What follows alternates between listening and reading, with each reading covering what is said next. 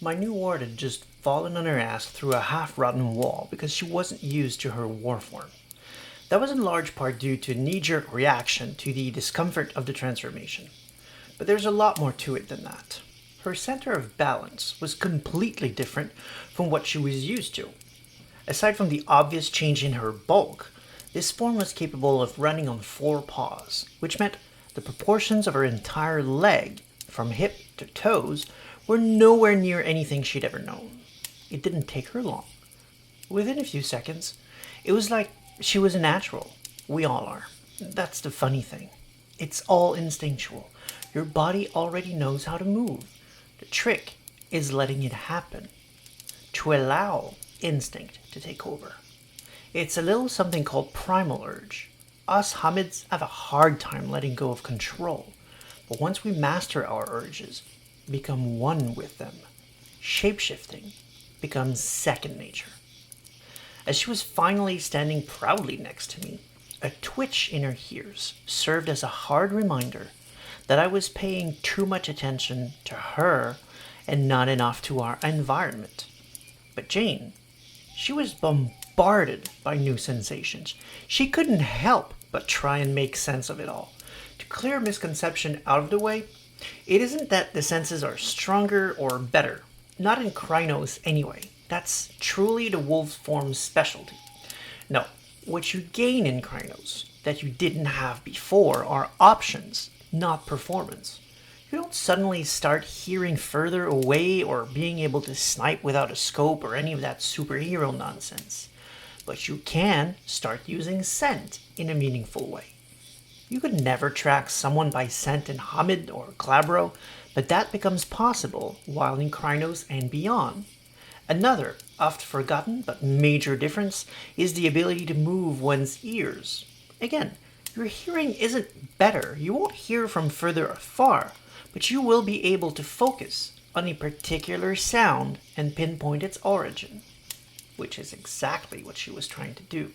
Now me, I was a lot more used to this shape. It only took a second to isolate the sound of a murmuring voice outside, kneeling down under the window next to me. I motioned her to stay quiet. There they are, 71 Lilac Street. The cub is trying its shapes, I think. Come. The poor man never had a chance to finish his report to his master. I know, rude, right? Punching through the window, I grabbed him by the face, right up to mine, with a giant clawed hand. He didn't seem happy to see me. I wonder why. With my other hand, I crushed the phone he was still holding, breaking his arm in several places up to the elbow. With one motion, I threw him inside. Jane looked on, curiously. She'd never been so relatively large next to another human. How frail this man must have seemed to her then. Frail, yes. Out of tricks? No. Out of nowhere, his tongue lashed out, the full 6 feet separating him from his position on the floor to the face of the werewolf standing next to him. He'd missed her eye by a mere inch or two. Bad move, that. Without thinking, she grabbed his tongue as it retracted and gave it one quick pull, yanking it free. Her eyes widened in shock and horror at the sight of what she'd done. The man was screaming and bleeding all over. I swiftly put him out of his misery with a slash of claws. His masters were in the way, and we had to go. I had to make her focus on the here and now, so I tried the oldest trick in the book. What's your name, kid? I did that, and you... What, you did that. You said we were the good guys. I did, and I meant it, I said firmly. That's a Fomor, a monster. You saw the tongue, right? Listen, focus. My name is Horace. What's yours? She looked at me all suspicious-like. That's a bogus name. Who are you? It isn't the name I was born with, I conceded. But it is my name. It's who I am. Horace Longstrider. What's your name? Fine. I'm Jane, she said challengingly.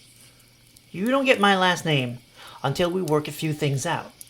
Well, that's fair. That's progress towards trust, I replied. I'll tell you what that was. Get back to Hamid for now. We'll walk as we jog. We need a new hiding place to show you the other forms. Good news is, hum is your natural form. That means you can always get right back to it at will. For lack of a better word, just let go. As obscure an instruction as that was, she got it. Shapeshifting involves a subconscious effort to maintain. Letting go, quote unquote, forces you right back instantly. So I did the same. It wouldn't do to be seen in crangles on the streets. We left by the back door, fleeing into the neighboring backyards. Worried faces, woken up by the ruckus, watched us rush by. Me, a tall man in a sand-colored shirt and desert camo cargo pants, immediately followed by a girl wearing a plastic blue tarp. This escape route was a bad plan. I made a cut between two houses and dashed across the street to a park. It wasn't big, but it was away from prying eyes for now. Someone would surely have called the cops. We couldn't stay there, but we could slow down for a little bit, catch our breath. "I'm not taking another step," she said. That's my, 16-year-old girl voice. "I'm not taking another step," she said. "Until you start talking. Who is that man? That was no werewolf." "No, it wasn't. I told you." I began, walking as I talked. "That was a Fomori, the result of what happens when someone shows weakness and invites corruption into their souls. It opens them up for possession." "So, like demons?" she stammered, genuinely scared. No, I reassured her. Although I'm sure devout folks of years past didn't stop to consider the distinctions. I have no idea if actual demons are a thing, but spirits are. That seemed to help, but not much. She looked at me carefully as she asked if I meant ghosts, trying to see if I was messing with her. But I was dead serious. No. Well, yes, ghosts are a thing. Them are their thing. But in this instance, I mean spirits. They are ideas and concepts given form. They exist in the spirit world, separated from this one by a barrier called the gauntlet. There are more spirits out there than stars in the sky. Many help us out every day as servants of Gaia. Others serve one of three entities known as the Triad. They are the Wild, the Weaver, and the Worm. I'll tell you about those later. The one we care about tonight is the Worm. It represents corruption and is trying to destroy the fabric of reality. The evil spirits that serve it are called Banes. They can represent things like hate, violence, despair, paranoia, that kind of thing, and are usually drawn to such things when humans lean towards them as well. Such dark emotions draw them, ergo, to the human, and if the human leans in too far, while a compatible Bane is nearby, sometimes they merge, and that's how we get Fomori. And as an FYI, no, I didn't misspeak. It's singular Fomor and plural Fomori. It's an E if it's singular and an I if it's plural. That's from the Latin. Anyway, she had a lot to process. Her eyes darted everywhere, not actually seeing anything, just analyzing the massive amount of new information she'd been assaulted by in the last hour alone. But she started walking again, so that was a win. We were almost out of the park when a glimmer of white caught our eyes. Firehound padded right up to us, dropping clothes at Jane's feet. Now, trust when I say we only saw him because he wanted us to see him. Firehound is damn good at the sneaky stuff. Gloria said these might fit you, said the wolf. Jane looked at him incredulous. The wolf was twice the size of the biggest dog she'd ever seen. It was also bleeding profusely from the shoulder. Concerning that, werewolves regenerate damage almost instantly. Whatever doesn't kill us goes away, usually. But damage from silver, from supernatural sources, or just excessive damage, like explosives, are too much even for us, though. For example, the dude with a rebar in his throat was probably tub-shaped less than a minute after we were gone. Unfortunately, Damage from a werewolf's teeth or claws count as supernatural. Don't ask me why. Firehound's shoulder not healing meant one of the dancers had actually caught up to him. And that meant they were very good.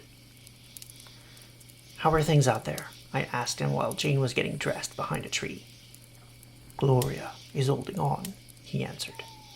"Trying to keep them separate and slowing them down as much as she can. I weave in and out of combat, doing surprise attacks whenever they're distracted. But we can't keep this up forever. There's 4 of them."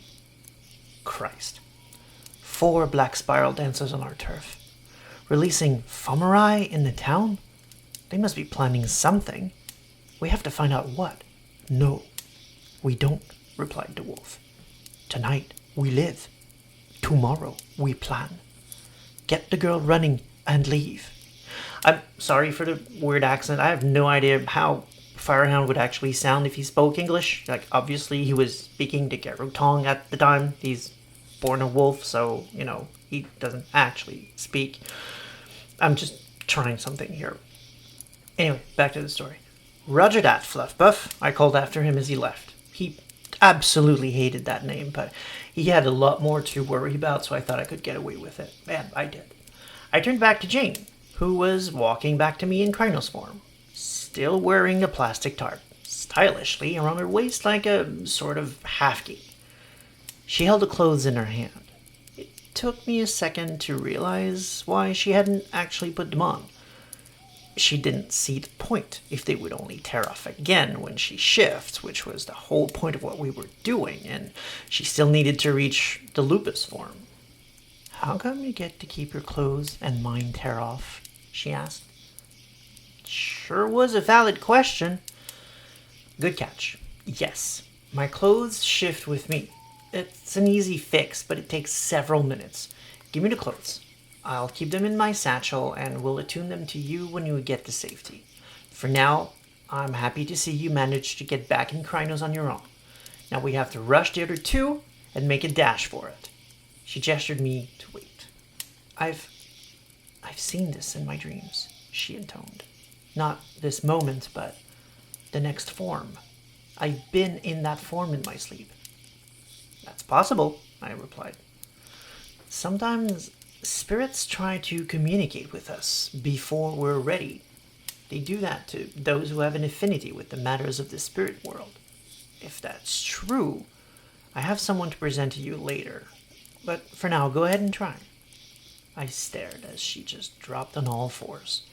Her arms shortened and her muscle mass dropped slightly. The Krynos form is half human, half wolf.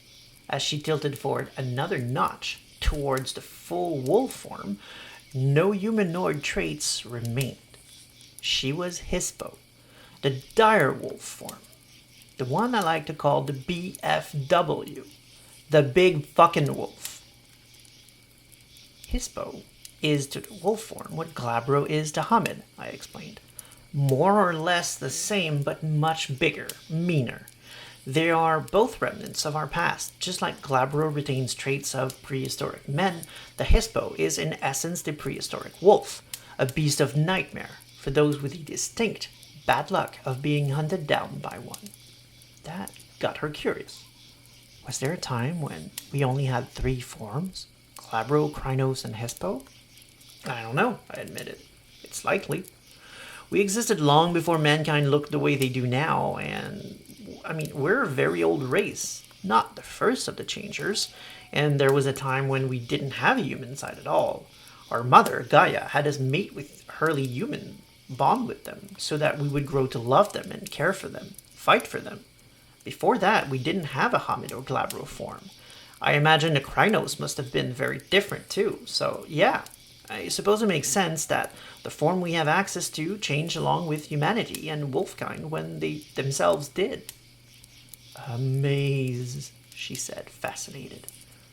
So, what do I need to know about this one? Oh yeah, Hispo is a divisive form. There are some who say it is redundant, useless even, and yet there are some who swear by it, even preferring it to Krynos in battle. I can see why, she interjected. I feel powerful, confident, like I could tear anything apart if I wanted to. Even though Krynos was definitely stronger, it's control, isn't it? In Krynos, I felt the same, but it wasn't just that I could tear everything apart. It's that I wanted to. It messed with my head a little. It made me do what I did. Now I feel like myself. There's that, I conceded. Krynos is about abandoning oneself to the power, the anger, the ache to destroy. Hispo gives you slightly less power, but balances it by giving you more subtlety, more control, more dexterity, if you will. And then there's the jaws. These jaws are optimized for biting like nobody's business. You may be less strong overall, but anything you clamp your teeth in, I guarantee won't be able to tell the difference.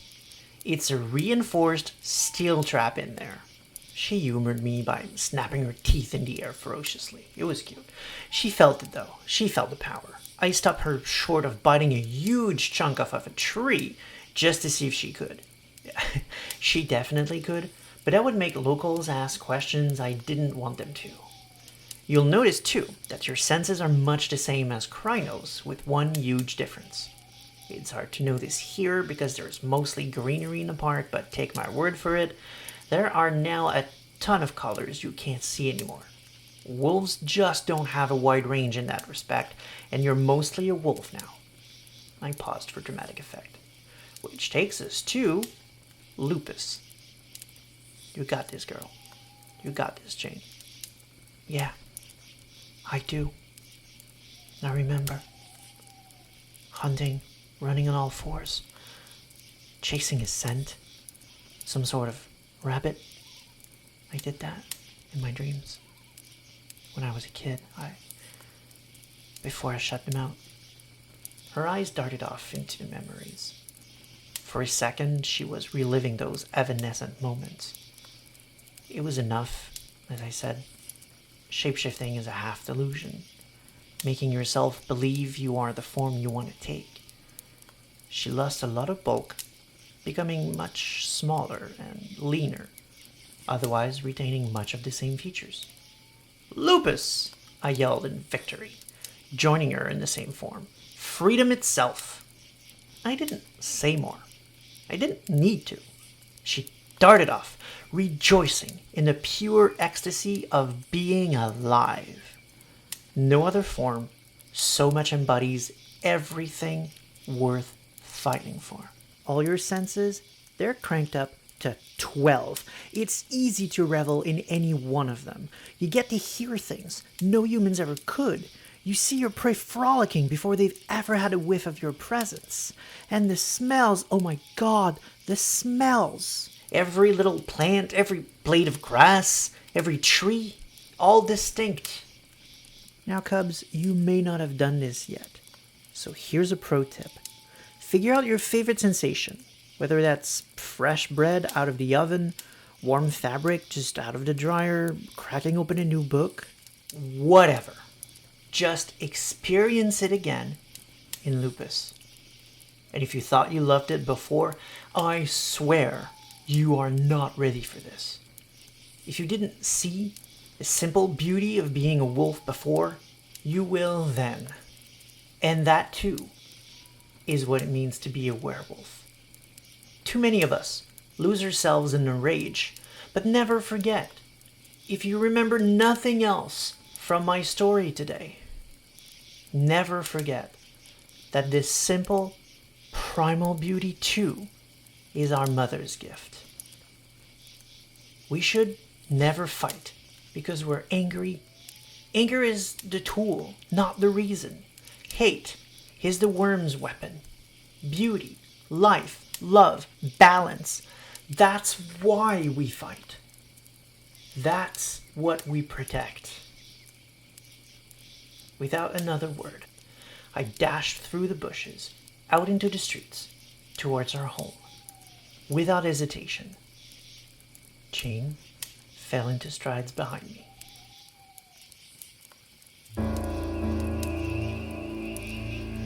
This has been A Rite to Remember, Season 1, Episode 4, a series of lore videos for Werewolf the Apocalypse as it was prior to the upcoming 5th edition, presented through an ongoing narrative for an immersive perspective. Cruelty, violence, despair, fear, paranoia, indulgence, apathy, greed, hatred, desire, lies, power. These 12 urges are the tools used by the worm to corrupt humanity, the keys, if you will, into the souls of its victims. The minions of the worm are myriad. Each of them, in their own ways, serve one of the 12 urge worms, spreading its influence, constantly eroding the poor mortal's defenses, sometimes by circumstances. A job lost, a lover gone, sometimes by directly whispering into ears, all too eager to listen. These humans start slipping down a spiral most black, giving way more and more to these dark impulses, until one day they hear the voice in their head, the voice of the Bane making its way inside, offering pure, exalted abandon, dark gifts, power, revenge, in exchange for servitude, damnation, freedom. For those too far gone, no price is too high to get what they really want. The power to turn heads, or rip them off. The admiration of others, or their fear. Sometimes it's just sweet relief from a life that never satisfied them. Whatever reason takes them over the edge, the Bane offers a deal, and they accept it willingly, gleefully. By that act, they become Fomori, agents of the worm, doomed to suffer in a prison of their own making, and all too often happy to be there, suffering the ecstasy of their choice. But all deals with the devil come with a price. For all the power granted by the worm comes a taint, a corruption. For after all, in his own way, even the worm wants balance. For more information on the worm and Fomori, check out my worm lore videos on this channel. I highly recommend getting your hands on one of the versions of the Book of the Worm as well. They contain a lot of information on the most common breeds of Fomori and a decent sample of powers they can have. If you want to dig deeper into the subject of Fomori, then the next step is a book called Freak Legion. It's an entire book dedicated to these aberrations. It's the book that introduces taints as a counterbalance to powers, which I feel really gives an interesting extra layer to these antagonists. Be aware, however, that Freak Legion leans heavily towards Fomori created by the evil corporation Pentex, and some taints may not always be as relevant as a result. Some aren't even taints at all. It's far from perfect, very far from it, but it is still an expanded toolset to build your antagonists. Alternatively, the book Possessed is another excellent source of information on Fomori. Even better, that book covers all 4 types of possessed characters, the other 3 being Gorgons, possessed by wild spirits, Drones, by weaver spirits, and the never-before-seen Kami, Gaian spirits.